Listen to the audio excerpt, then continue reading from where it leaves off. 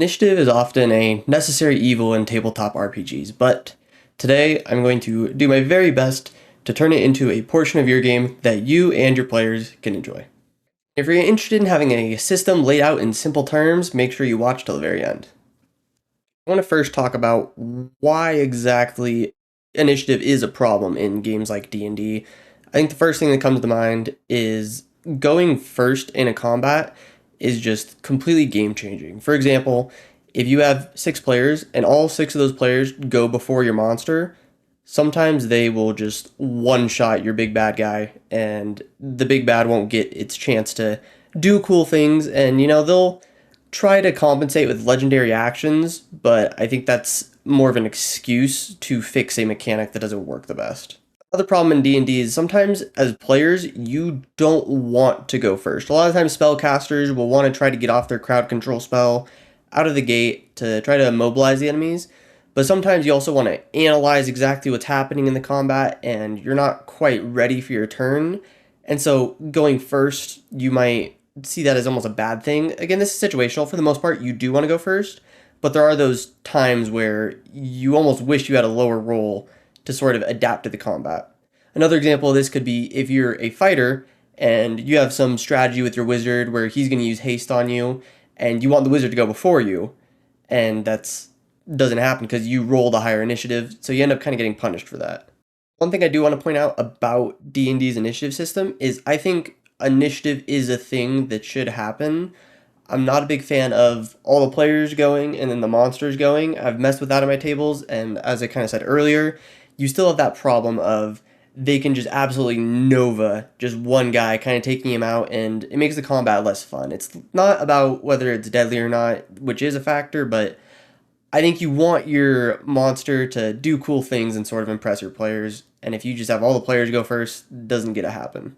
I also want to say that initiative is a pretty fun stat. As a player, it's something you can sometimes build around, just having that there and having a very high initiative character, taking things like the alert feat, getting advantage on initiative, whether you're a barbarian or a level 1 Twilight Cleric, because balanced. But if you want to build a character that is built around initiative, you can do that. You can have this archetype where it's like, I'm always going first. And I think that's something that players should be able to do. The second thing I want to talk about is the initiative system that's used in DC 20, which, if you haven't heard of it, is a new system for tabletop RPGs made by the Dungeon Coach. I got it on Kickstarter and have been doing the playtest rules. I ran a one shot for my characters or for my players, and it was a lot of fun.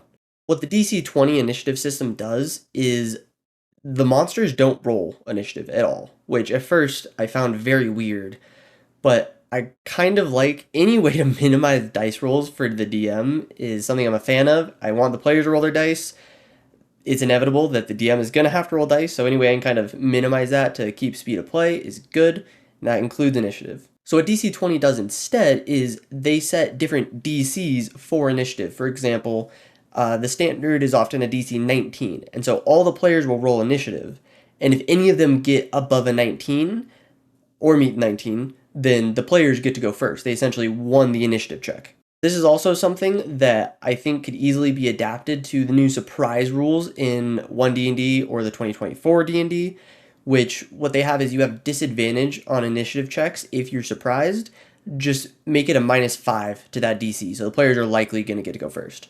With this system, I know I'm saying the players get to go first, but it's not all the players get to go first.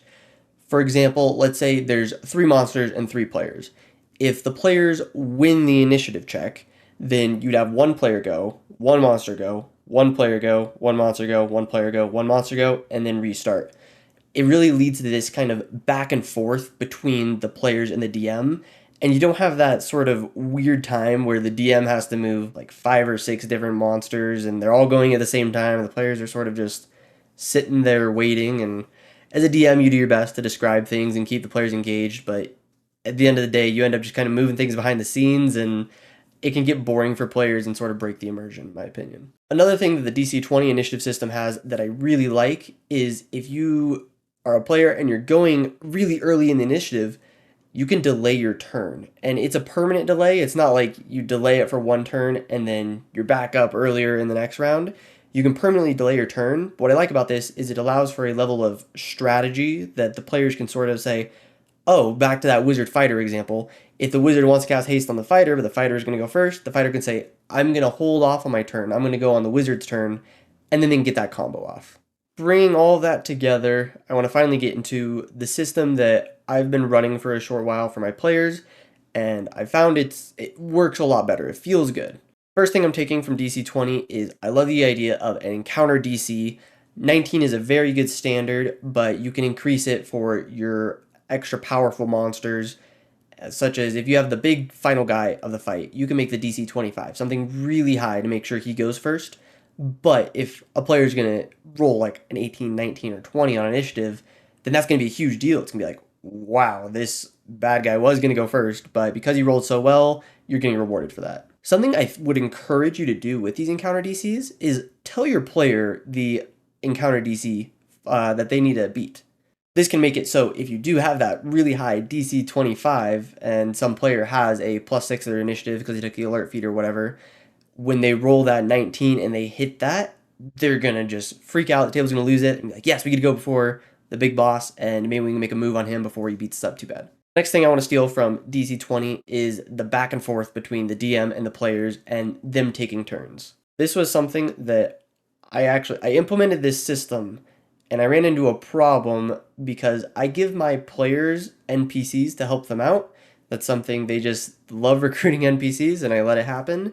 But I normally end up controlling the NPCs, and I found that even though it was the NPCs would kind of mix in with the players, and so it would go back and forth, players and NPCs and me. The problem is because I'm controlling the NPCs, it ruined that sort of back and forth. And so I think going in the future, I'm going to have my players control the NPCs so that it keeps that sort of back and forth. I can make a whole video on that at another time. Let me know if you're interested in the comments. And finally, what I really liked about DC 20 is the ability for players to delay their initiative. Now, I'm not going to do that exactly in my system. What I've been doing is I just let the players put themselves where they want, and it adds an extra strategic element to the game, in my opinion. And they don't have to determine at the beginning. It's just, okay, the players won the initiative, who's going first? And then a lot of times they'll have the wizard go first, kind of do the crowd control thing, and then after that, everyone else will sort of take their turn.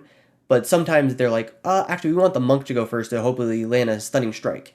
And so they sort of have that flexibility. Something that DC 20 does that I'm not a fan of is they use sort of one stat for their initiative in the current version of their playtest right now. So easily could change in the future. But I like that in D&D there is an initiative stat. I think that's an important thing for players to have, as I was saying earlier. And so I want to keep that for my system. Another thing with the DC 20 initiative system is a lot of times it feels like the players are competing against each other to get that higher number. It is remedied with the kind of they could delay their turns, but even then that can sometimes feel a little weird. So that's why I really like just letting my players put where they want in the initiative order.